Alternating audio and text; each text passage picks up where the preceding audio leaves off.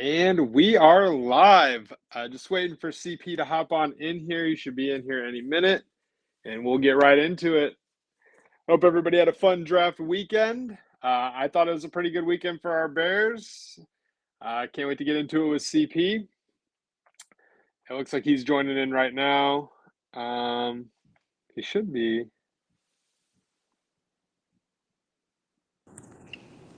There you go. There he is. All right. Yep, I can hear you, sir. Just before we get going, I also want to plug the golf event we have at the beginning of August. I'm going to try to do that every video. Sign up for it, guys. It's something that we want to do every year. This is the first year, so let me know if you're interested in signing up. It's a foursome scramble. It is at Saki and I believe, and maybe Highland Park or Highland as well. I'll get some more info, but reach out to me or DJ about that, and we will get you signed up. And hope to see you guys all there.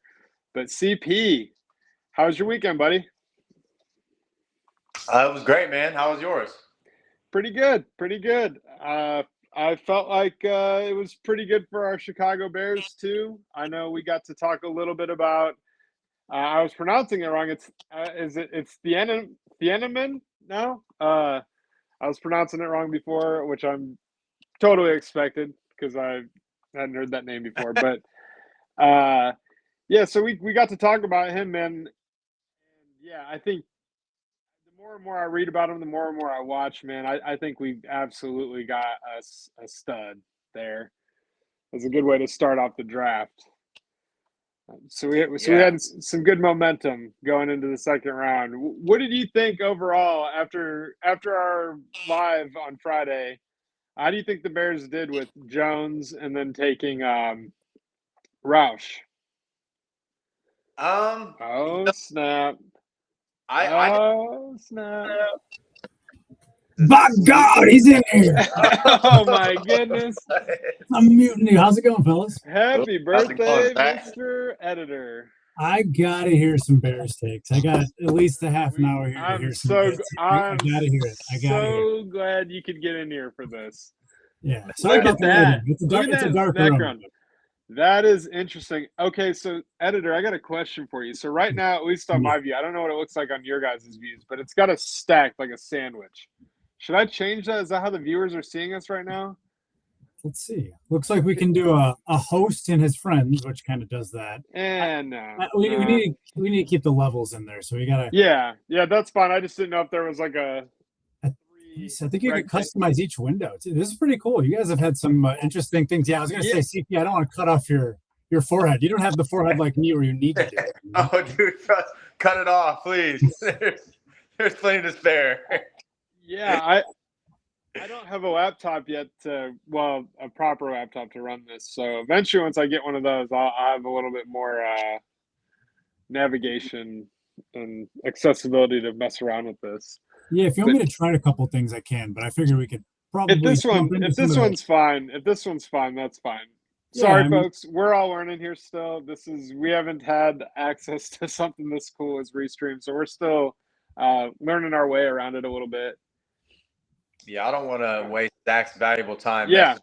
So, all right. Go over the first pick because I feel like we all think it's a knockout of the park. I mean, watching the tape is incredible. Yeah. So, I mean, you guys take it away. What did you see with the first pick? Absolute home run. Him and Kobe Bryant. It's going to be so fun. The secondary is going to be a lot of fun. A lot of fun. Yeah, I love the pick, Zach. I'm excited for the player. The athletic profile, the production, going back to his, true freshman year at Purdue. I believe they said he was voted as the team captain, so he's kind of got those intangibles, just a natural leader. I'm more than excited. I've talked about this before, where I've loved a pass rusher.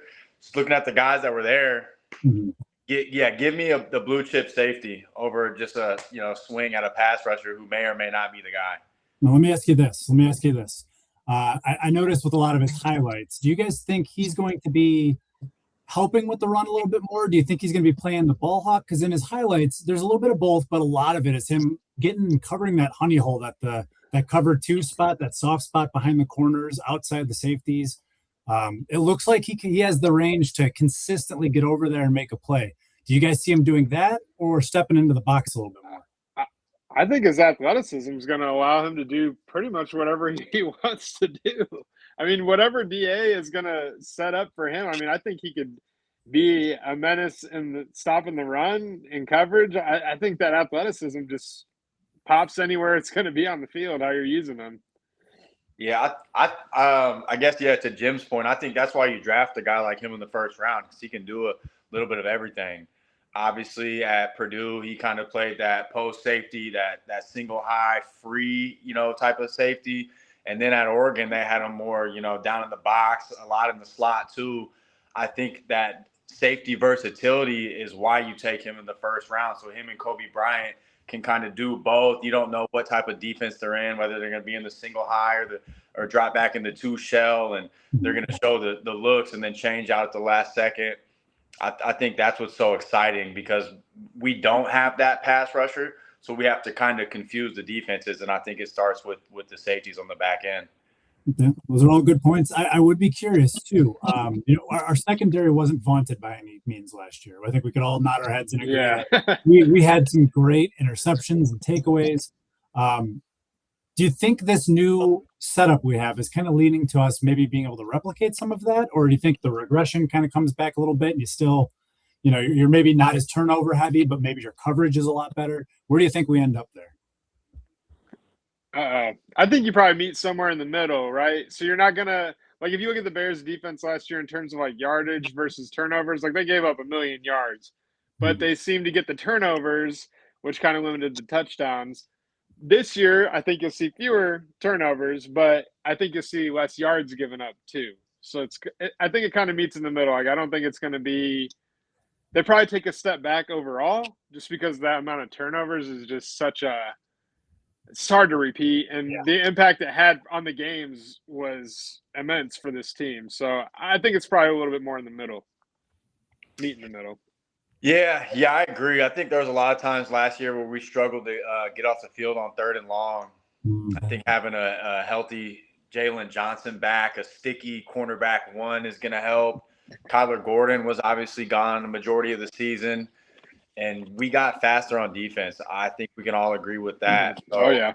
So bringing the pressure again. I think Kyler Gordon is one of our better, blitzing defensive backs. Mm-hmm.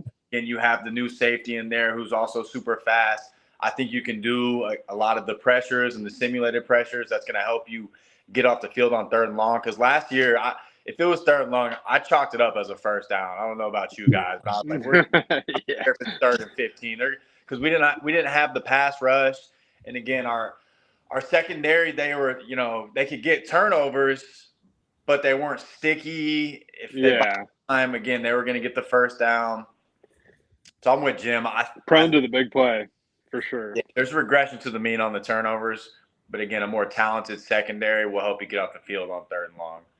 Yeah, it seems like this year we skewed heavily athletic, which is probably never a bad thing. And I think we're all pretty shored up with what they did with their first pick. I think maybe towards the end of the draft, there's questions, but there's still some optimism. Do you guys want to go into the second pick, or do we want to talk about what we potentially didn't do with the first pick, which I know has been the talking point of, if we were going to use a good value pick, maybe we try and find a way with that first rounder to do some other things with it.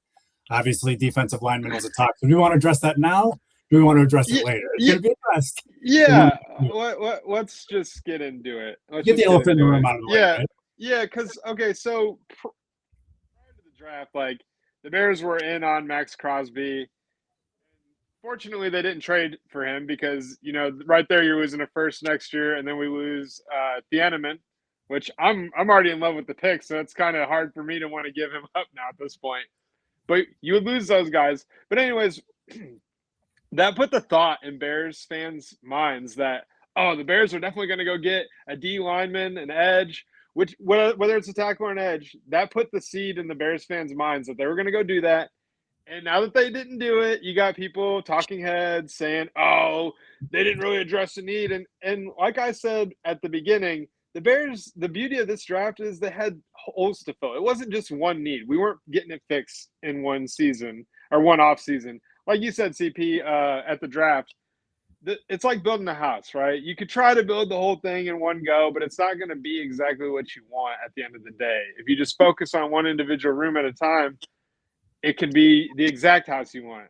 So I just think that just because the Bears were looking at a D lineman doesn't mean that they needed to take one in the draft. And people need to get over that and stop being upset about it. It's distorting their perception on whether the Bears had a good draft or not, in my opinion. Yeah, I've kind of said my piece. I wasn't really in love with any of the pass rushers on the board.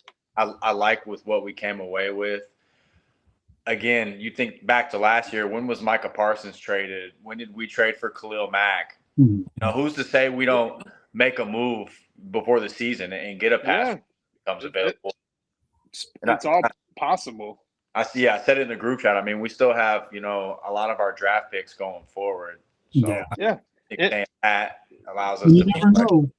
You never know who could get picked up that gets dropped from another team. That ends up being a difference maker for you. I mean, one of our best defenders last year was a guy off the practice squad who ended up having a ton of interceptions. So you really never know where the value is going to come from.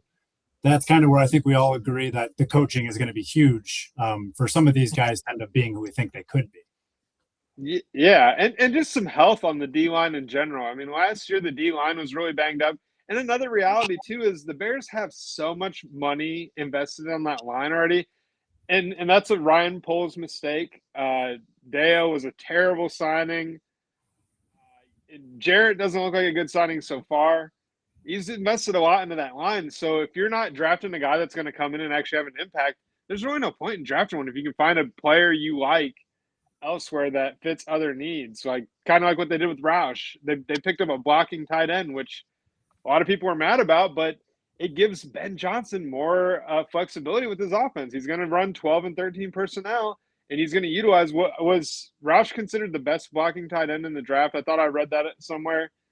He was pretty – it wasn't unanimous, but it was pretty damn close. I mean Charlie Kohler is getting $7 or $8 million this year, and we got to me an equal caliber player for a lot less money that's going to help our offense in some ways. He's not going to be a star or anything. He's not going to probably even have necessarily an immediate impact. I think it'll take him a little bit of time to get eased in, but let's talk Roush here in a second. I don't want to get too far into the Roush because we're going to try and go successive here because we got good picks. Let me throw this at you and tee it up for you guys. We have the full grade draft that is the cover for this. If you're watching, you should be commenting, you should be liking, you should be sharing, all that good stuff. What is your guys' grade on this pick? B, A, for this pick alone, the first round, could have moved up, could have moved back. We took a guy, high athletic, high possibility in this defense. Where does it end up for you guys? We thinking A? Yeah, I think A. It's an A for me, man. Home run. Awesome. All right. We can talk about two things here. We could go to the next pick, or we could talk about potentially the value there was in the early second. Poles basically said that it was a hot spot that a lot of people tried to jump into. He didn't necessarily feel like they had the ability with the picks he wanted to put away to move into the early second. Was there anyone for you guys that you wanted to try and move up in the early second, maybe mid-second to grab? I know the Illinois edge rusher, Gabe Rajakis. Was one of them. I know I brought up McDonald because he was touted as one of the best, if not the best, run stopper. Do you guys think there was a play there? Are you guys glad they didn't do it? What do you guys think? You go ahead first if you want, CP. Again, I think you'd be smart with your draft capital. I'm not sure what they're asking for. If you're thinking about moving up for an edge rusher when there's a run on edge rushers, I'm sure the price was a premium price. Again, I think Poles is smart about giving up his capital sometimes. I mean, he's also, traded for the caveat right there at the end. You made sure. Hold on. But again, I mean, I don't know if there was a player there that I was like, okay, I'd be happy walking away with Zion Young. He went to the Ravens. Ravens do a great job of drafting. But again, every time. Do you want to tackle that one real quick, or you just kind of? I think so. Like to add on to what CP said, you don't know what the trade looks like. You don't know the values. Also, another thing to consider for the Bears, maybe, and I'd have to go check the draft. I didn't see the run of centers after the Bears picked Jones, but maybe there wasn't going to be a center for the Bears later in the draft where they felt comfortable taking one. And center to me is a bigger need than D line.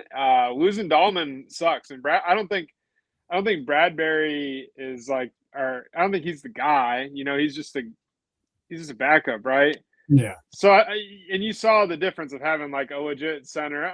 I don't think Dahlman was a world beater, but we paid to have consistency in there, and that's what he was.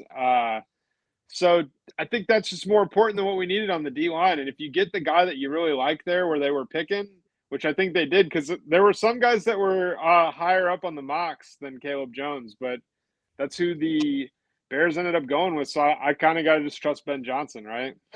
Yeah. I know that's the big phrase everybody's using. Logan, yeah, it is the go-to phrase, and Logan Jones has been. Sorry, Logan Jones. I kind of figured with CP, it might have did the whole name. I do that all the time. So he's getting a lot. I was mixing him up. What's the ginger with the long red hair? His name's Caleb, right? Jennings Dunker? No, I think Greg or something. Or no. Yeah. You're okay. Sorry. Yeah, Logan Jones. Well, while we're talking Logan Jones, we have a guy who's getting comparisons to a guy we didn't go really after. And oh man, now I'm forgetting the name from the Ravens. Help me out, guys. Yeah, because they did the D tackle to center transition, if I recall. Linderbaum. Yeah, correct. Yes. So he had the same career transition. He was pretty much the unanimous best center in college football, one of the best athletic scores out there, and was also the pick of the litter for centers because was it Slaughter and a couple other guys ended up going a little bit later. So could have had the Florida center. You could have had a few other guys you wanted. So we went with Jones, who's, you know, you got the whole T-Rex arms thing comes to be a conversation. Could he get the pop before they get him? But he proved in college he can do it. What did you guys think of that one? I like it. I don't think T-Rex arms is much of a concern on the interior part of the line. Not as much as it would hamper like a tackles like score, I think. I mean, I'm not saying it's not nothing, but I don't know that the T-Rex arms is overly big knock on him. But I like the pick, man. It addresses the need. If you got the center that you want, then I'm good with it. He came from Iowa. They produce O-linemen left and right. Other than that, I feel like he fits exactly what Ben wants to do, which is why they took him. So he's very athletic. I think this was like, didn't the Bears have the highest like athletic score of any draft class this year? Highest RAS across the board. Now you can look up a RAS before and after each single player, and you're going to see the examples of greatness, and you're going to see the examples of guys who are track stars who never learned the soft skills of football. Right. So you got to be careful with that. But these are all guys who we're going to get to Roush, but he's a guy who you see guys with that high RAS score at the tight end position, and they can't catch, right? But they can't block. That's the bread and butter for the guy we went for. And that's why you got him. So realistically, you kind of took the best of both worlds. And I still want to focus on Jones because that's a key point. But what do you guys think ultimately Jones is starting this year? Yeah. I think so. Your second round center should be starting, in my opinion. Maybe not an issue. I've read it might be like a little bit of a learning curve, but yeah, I'd expect him to be starting at some point. I think he competes for the job. You know, I think he earns it. Obviously, a high draft pick. You would like him to come in and start, but we have Garrett Bradbury, starting center for a team who just went to the Super Bowl last year. I think he's got all the tools. Again, I like the pick. At first, I didn't know too much about him. You know, Iowa linemen, I guess, sign me up for that. But then, obviously, you talked about the transition that they did with Linderbaum. I mean, then the athleticism is off the charts. He's a little light in the rear, a little smaller, a little undersized. I think I just listened to Matt Miller talk about a baby Kelsey. He didn't quite want to put a stamp on it and say he's the next Jason Kelsey, but a lot of similarities there. Again, be nice, but strong. And then the agility testing is off the charts, and that's important for what Ben Johnson requires from the center in this system to get out and pull and space and get to that second level. I think he's the perfect scheme fit. And Jake Slaughter went a few picks later, so you could say that they reached for a center.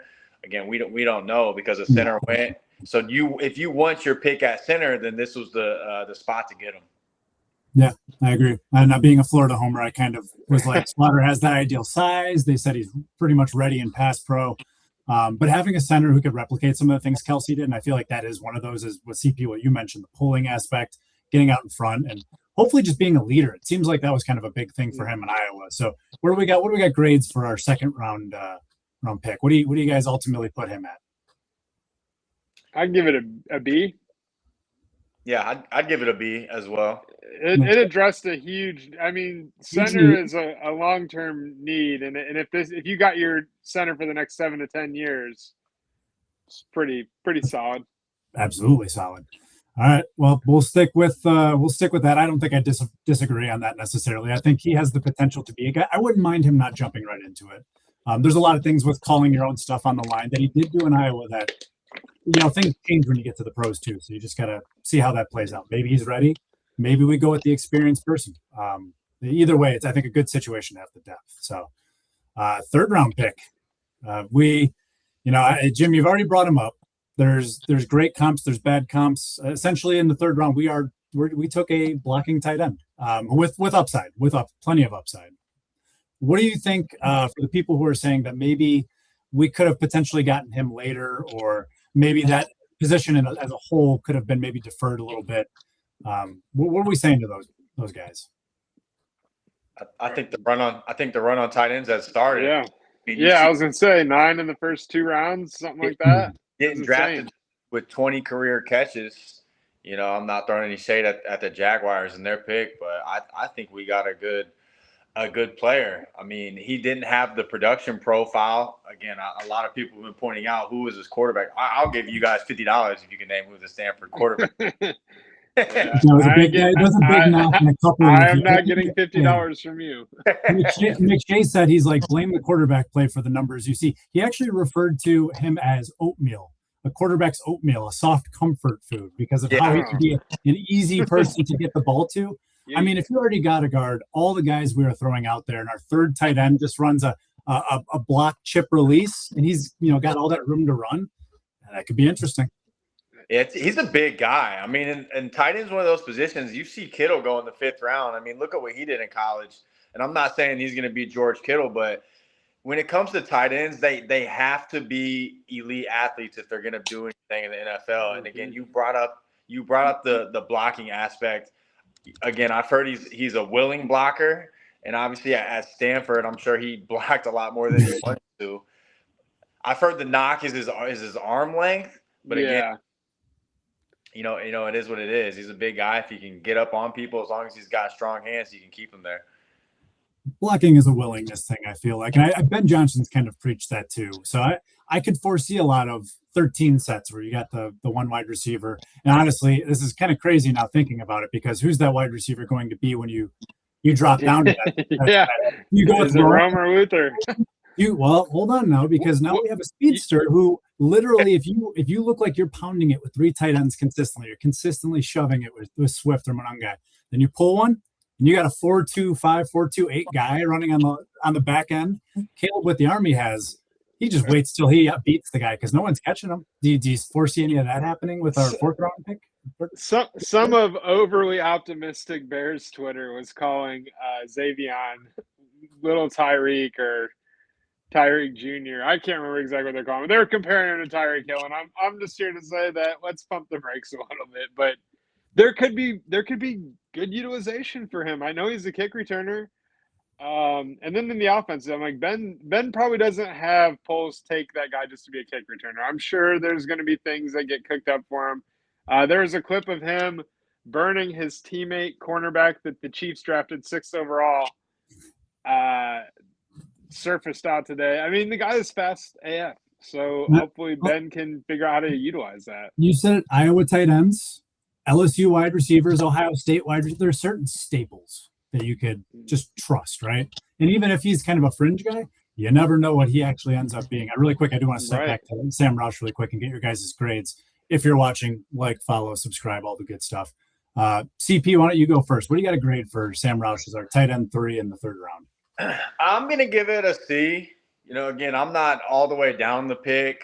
I think, I want to see a lot more from the player before I make a decision on if we should have drafted him. But I'm kind of indifferent. I'll go with a C.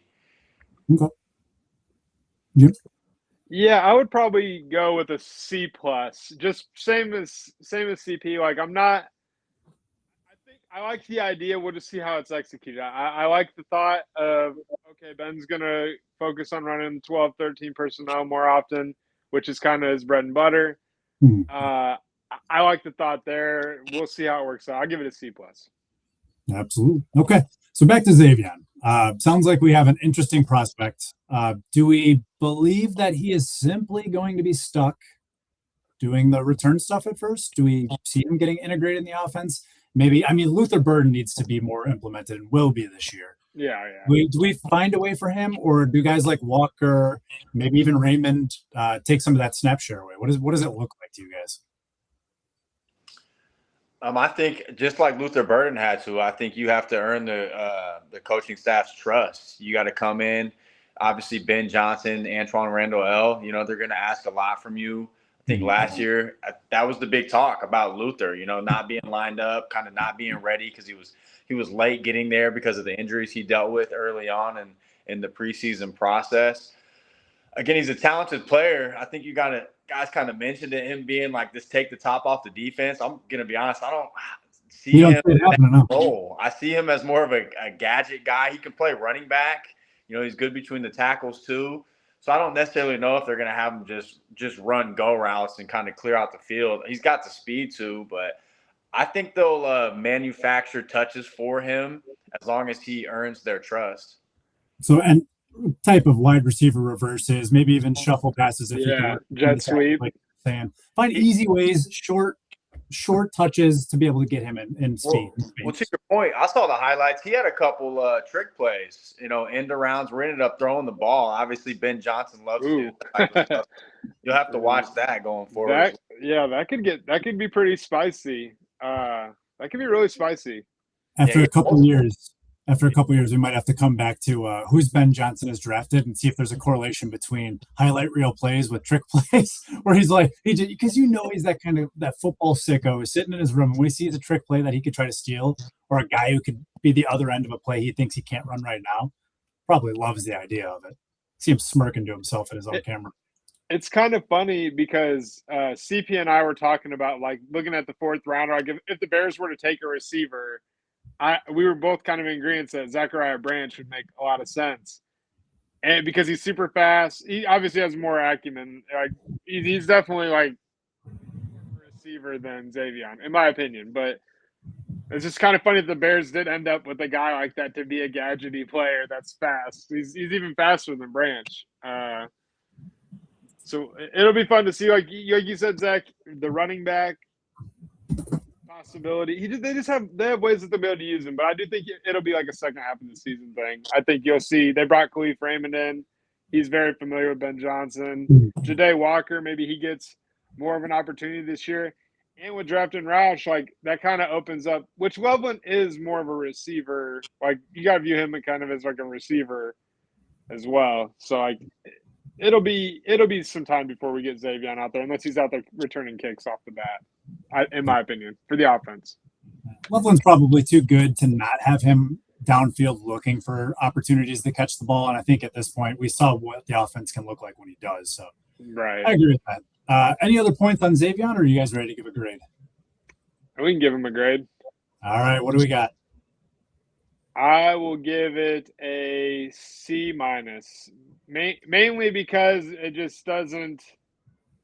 We'll see. It's a we'll see. You can see what they drafted, why they drafted him, but it's a very big risk. I'm going to give it a D plus, not necessarily because of the player himself. I'd be irresponsible to not mention where he was on the consensus board and how I feel about being the smartest person in the room. I get it only takes one team for you to miss out on your guy. Again, I'm just usually against that thought process of reaching as high as they did on the compared to the consensus board. So that's the only reason. I like the player. I think he's a good fit, but could we have got him in the 5th or 6th? I don't know. It would have been a lot nicer of a pick if we did, a lot more value we got him in the 5th or 6th. Well, that walks right into one conversation I wanted. Sorry, I think I said 4th round. I think it's 3rd round. I just want to make sure I clarify if that's actually the statistic. I think I'm getting him in the league mixed up. But that being said, I do want to point out a trend I've noticed and see if you guys agree with this or not. Again, like, comment, share, follow, all the good stuff. Poles has been pretty familiar with taking special teamers and some luxury picks kind of in this middle spot of the draft. You think of Vilas, I'm calling Torrey Taylor. Any punter who gets drafted as high as he did is essentially a luxury pick, whether he's the best center or what he currently is, which is a mid-range punter versus being the best punter in the league. Do you guys think this is a trend that we will probably continue seeing? Do you think this is a little bit of a different situation because he could potentially be utilized more truly at like wide receiver running back / combo? Or do you think, again, I know CP, you mentioned maybe this was a little bit of a leap. Do you think that this is kind of in that same area with Vilas, who is kind of aged? Torrey Taylor, he probably could have gotten a few rounds later as being a punter. Are we starting to see a trend here? Yeah, absolutely. I think every GM has their blind spot or their weakness, and until we see Ryan Poles get a 3rd round pick, right? I mean, that hurts. It hurts. If this guy becomes just a special teamer, he's his best 3rd round pick by far. Like, it's not even close. And we just need him to not even really be a starter. Just stick on the roster. I got a question for you guys about Xavier. Does he score a touchdown at all this year? And will it be via return or via special design play by Ben Johnson? I think he does. I think when I was listening to CHGO, I think Adam Hoke said 2 before Halloween or something. Oh my gosh. I don't know if I'm going that far. Yeah. I think he does. With the new kick return rules, I mean, why not? Yeah, the new kick return, and maybe that adds value to taking him that early. Again, like you said, though, it would have felt better taking him in the 5th or 6th round for sure. But maybe they're ahead of the curve here, and they're seeing something that other people weren't.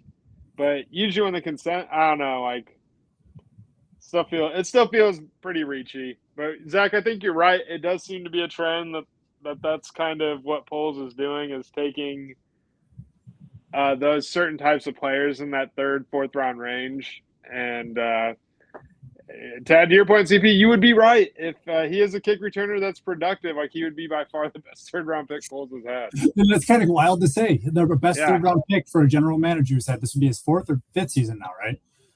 Yeah. I think it's 5th. Yeah, it would be his best pick would be a kick returner in that round, which is one that a lot of people have gotten Hall of Famers at other positions drafted. Yeah. I'm actually going to go the opposite. I think if he gets a touchdown, I think it's because Ben's going to scheme him. I think Ben's a good players coach. I think if there's an opportunity to get him on the field for small touches, that might be our best opportunity. So, but we'll see. Oh, for sure. Maybe he ends up being a stud in the return game, and honestly, that's good enough. So, yeah.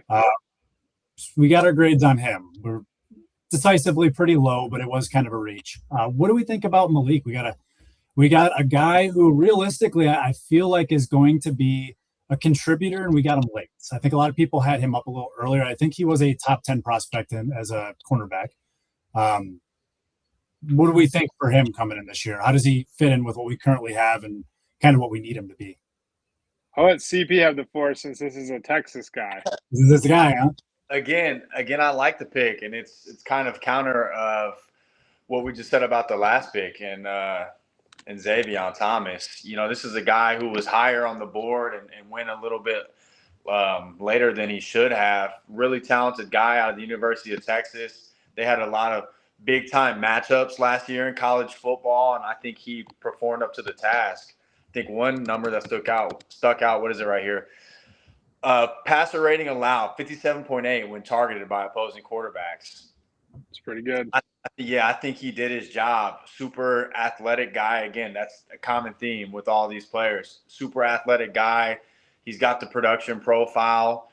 He's got that dog in him. I think there was one area scout that was, telling a story about how when he was at Texas and he was being mentored by another defensive back, and the guy that was mentoring him was like second on the depth chart. And he was like, "Hey, why are you second on the depth chart?" And he was like, oh, I'm behind some veterans, some good players. And he looked at the guy and he was like, you're never going to make it to the league with that mentality. Why don't you go ahead and erase the guy in front of you and put your name there and fight for that spot? So you have a guy who, again, has that dog in him, knows he wants to go to the NFL because he belongs in the NFL. And now he's here with a good coaching staff. We talked about it last time. I trust Al Harris to put him in a position to be a productive player. Yeah, I think it. I hope this isn't a case of like getting our hopes up on a guy as a fifth round pick, but like, everything I read about him, it just was like this guy should have been taken higher. Why did he fall to the fifth round? And it seems like the Bears got a steal here. It seems like they got a guy that's going to have a chance to maybe come in and maybe make a little bit of noise in camp. I don't know if he opens up as a starter, but Stevenson seems to find himself in the doghouse every other week. It feels like. So maybe there's an opportunity for him to start on the opposite side of Jalen Johnson. Seems like a steal in the fifth from everything I've read. Yeah, well, hey, no complaints here. From what I've read too, he seems like a very good player. Now, I'm not following Texas football as closely as some of the people in this conversation, but I do know they've been a competitive program. So I feel like that's who you're kind of looking for. You get the optics of competitive football team. Let's pick some players out of there, right? You get your Alabamas back in the day or some of the more recent ones now, or you take an absolute stud from a small school. I feel like the Bears have at times tried that route and struggled a little bit. I like Shay Watt. Oh, yeah. Shay Watt would be one. Who is the big tight end that we got in like the second round that people call Baby? Shaheen? Yeah. Adam Shaheen. Try to forget that name. Tens of texts. I want to say hundreds, but I know it's not that. Of texts talking about how he's going to be the next thing. And it's fun because every year we do this, we talk about these guys, and all of them we're talking about the very epitome of who they could be, who they could resemble. But this just looks like a guy who's going to be a football player. And that's honestly, that defense needs more true athletes out there. And I think we got that. Yeah. All right. What do we got for the picks then? What do we got for our scores? And just as a quick reminder to everyone, we did B's across the board for the whole draft. Me and CP had a C minus, B minus. Jim had a B plus. So take it away, guys. What do we got for this one? I'll give it an A minus. That's I'll give it an A. I think this was a really good pick for the Bears. I don't know how they keep getting lucky in the secondary in the draft, but I think this was a pretty good one for the Bears. Yeah, I agree. I'd say if I'm going to go low with them, I'm even going to say B plus. Like there's because of where you got him and what his expectations I feel like were coming into the draft, you could almost be like, well, I mean, we got him for dang near nothing. I mean, if you really look at it that way, and now anything he does is a bonus. And realistically, with who we had on our defense last year, I think there's a lot of opportunity to improve. So. Oh, absolutely. All right, so we're jumping into the fifth round now. Pick 166, Keyshawn Elliott. What do you guys got on this backer? Now we're getting into the positions now where I feel like we're talking about guys who are really fighting for a roster spot at this point. Do we feel like he's in that battle? Do we feel like coming in where he's at, he might have a potential to lock in a lineup spot? Starter might be a little advantageous, but like where do we see him coming in and fitting in?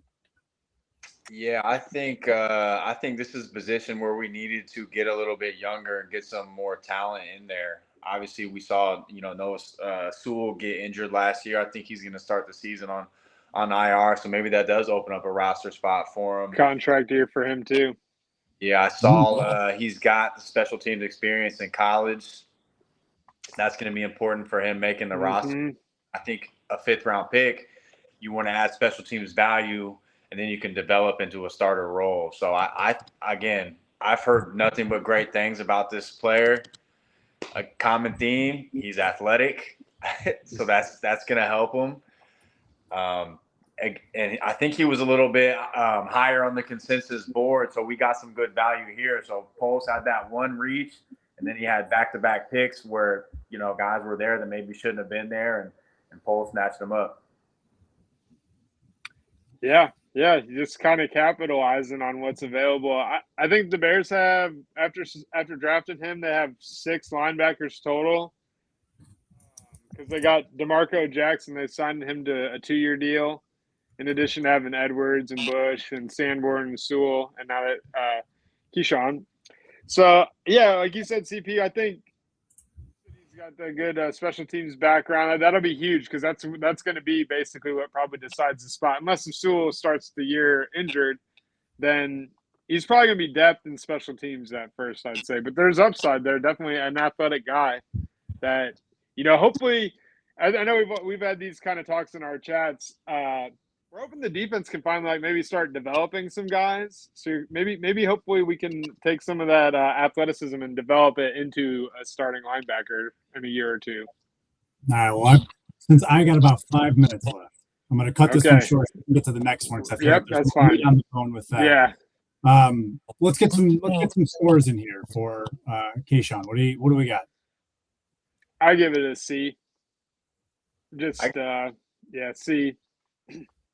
I give it a B. I like the value. Okay, that's fair enough. Well, we got Vanderberg's going to be an interesting one because I think a lot of us have seen the videos. A lot of us have seen the bench press video, is specifically what I'm referring to. But we've seen some of the tape. Almost every single review on him says high motor. Says a guy who is going to play every single moment he's on the field. You're not going to get any plays off with him. But can get clamped up a little bit at the defensive tackle position. But the other interesting thing about him is his relative athletic score. I believe he's like the second or third person ever at the D tackle position to have a perfect 10 score. And then we had one more after him in round 7 got selected to the Eagles. What kind of stock do you guys put in that, knowing that the first guy who did it is, not necessarily Aaron Donald? Is that any value?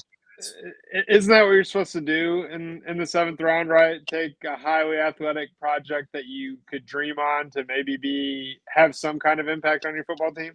Right? I think they did that there, and yeah, we've all seen the tape. The dude is a freak.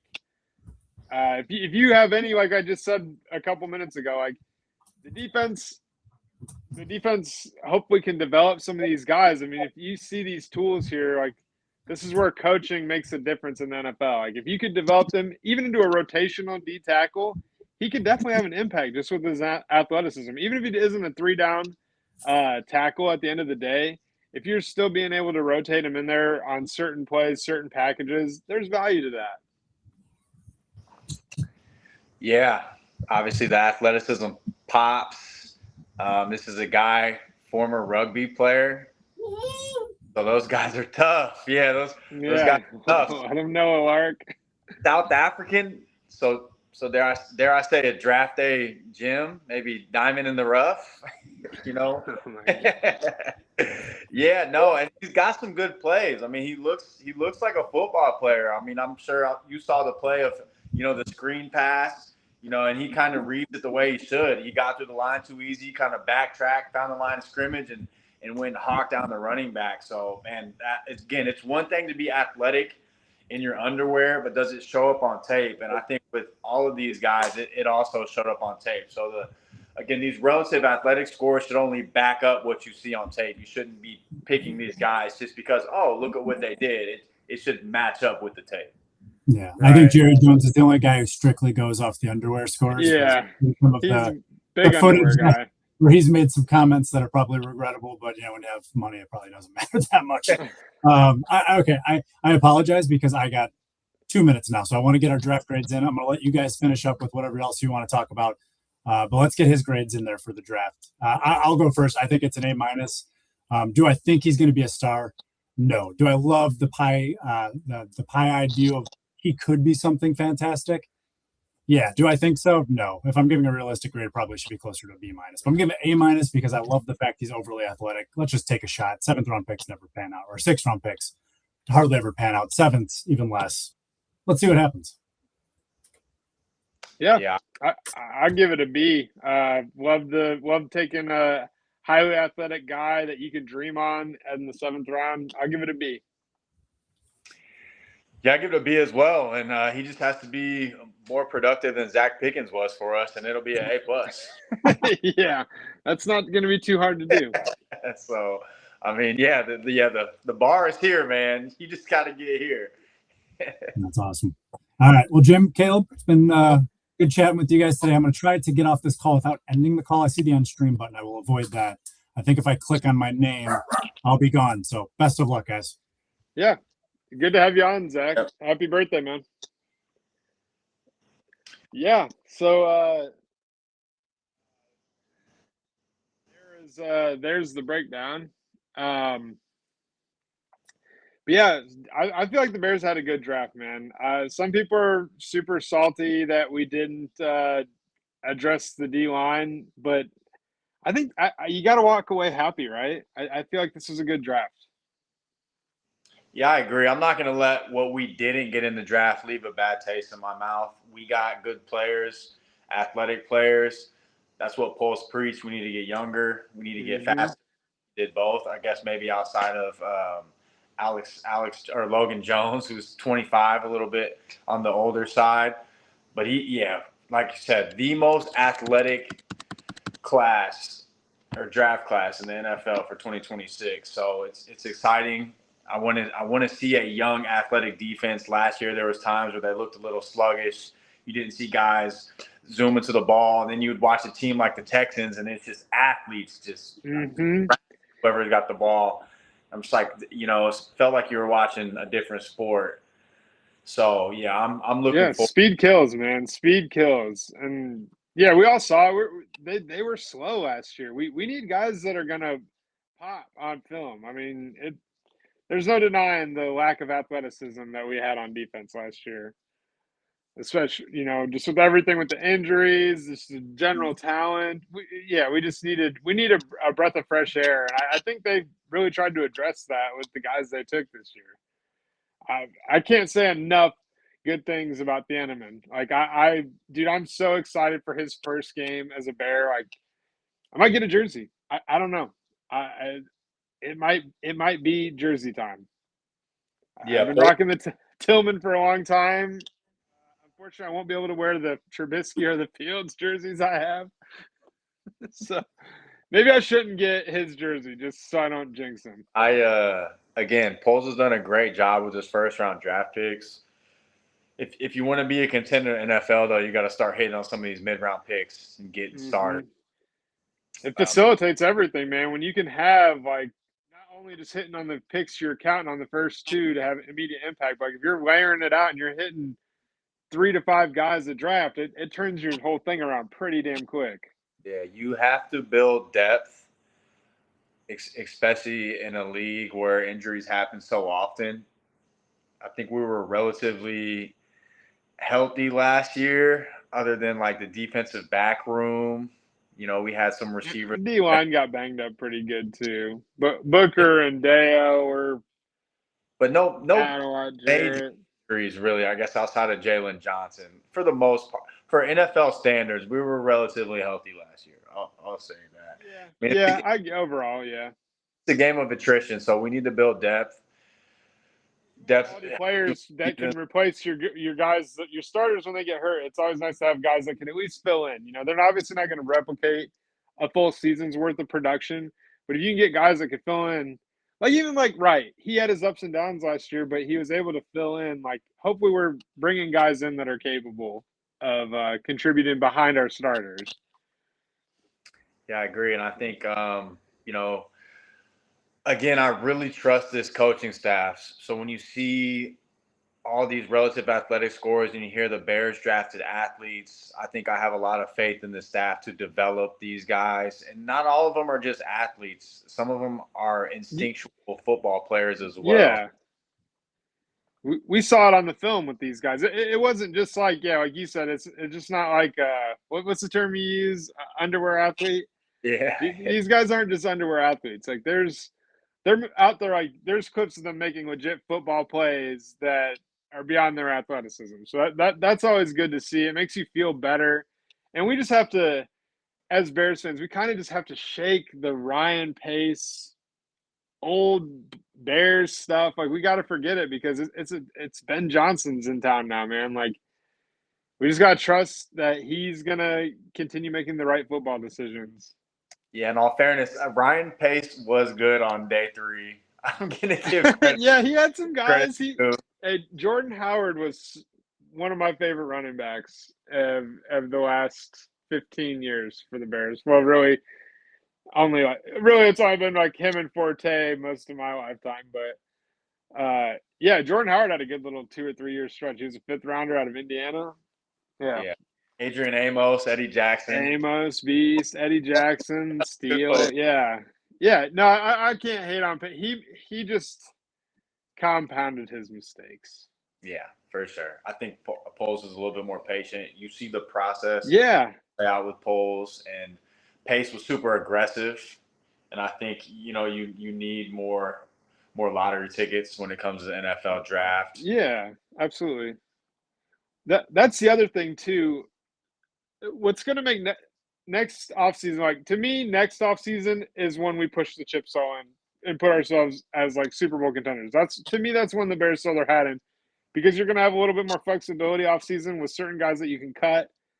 And I think the draft class next year, obviously everybody knows that draft class is stacked. And you got to think about it. There's going to be more quarterbacks taken in next year's draft. Like, this draft class for quarterbacks was terrible. Yeah. Next year, there's going to be guys lining up to draft quarterbacks. So it's going to push position players down. And even if the Bears, say for some reason the Bears don't make the playoffs this year and they're a top 15 pick, like, you're going to get a stud in the top 15 next year. Like, there's some positive to like a not great season, but obviously we want to make the playoffs. But even so, like, you can trade up still and get a better player this year than if you would have traded up this past draft. So I don't know. To me, next offseason is the offseason that the Bears, like, go get that edge rusher, whether it's in the draft or maybe Myles Garrett somehow becomes available. Maybe the Browns have another pitiful season and he's just like, fuck it, I want out. And then that's when the Bears swoop in with 2 firsts and we bring home Myles Garrett. Yeah. Save this. I agree. Yeah, all in all, again, I know Bears went into this offseason like, we need this. We need a defensive tackle. We need a defensive edge. And as much as I would have loved one, I don't want to mortgage our whole future to go and get one. I think Poles plays part. I think it's an offense-driven league anyway. And we don't have to win the Super Bowl next year. Again, we want to build this. No, people need to tone it. Yeah. Build the house correctly, right? Exactly. You take it offseason by offseason. But I will say my expectation, though, like, I do expect the Bears to be a playoff team. I don't consider them a Super Bowl contender right now. But my expectation next year is going into next offseason, we need to make the moves that make us a Super Bowl contender. Because I do think we're close, but I just don't think we're quite there yet. But but Bears fans, our expectations are obviously, they can tend to be outlandish from time to time. We get to sip in that Kool-Aid, and we think Justin Fields and DJ Moore is going to lead us to the promised land. I've just been bamboozled too many times in the last 5 years to where I'm taking the Ryan Poles approach, patience, and let them build this thing the right way. And they are doing it right now. We're so young on offense with the right amount of veteran leadership. Caleb's a monster. It's all headed in the right direction. We just need to bide our time a little bit longer, develop some players, and have a home run offseason next year. And I think it's Super Bowl time, bro. Yeah, I agree. Keep stacking draft classes. I think we're all in agreement that this could be a solid one. And again, we would love it to be great. So we'll see. Again, time will tell. Yeah. Matt Miller said this is the class that when we look back in 5 years, this will be the class that put the Bears over the edge. That's according to Matt Miller. Yeah, no, I agree. I hope It'd be fun. I hope so. But hey, no, it's been good, man. Dude, it's a good breakdown tonight. We will, folks, I will be doing a Wednesday live for golf this week. We're not doing any of the individual videos this week, so it'll just be Wednesday night live before lock for PJ DFS. I'll be doing that at 8 o'clock. I'll put an announcement out on the page. But yeah, thank you guys for all tuning in. CP, this was fun. We got the special guest appearance from Zach, which was awesome to see. But yeah, thank you guys, everybody. CP, I'll be talking to you soon, man. All right, man. Peace out, Jim. Later.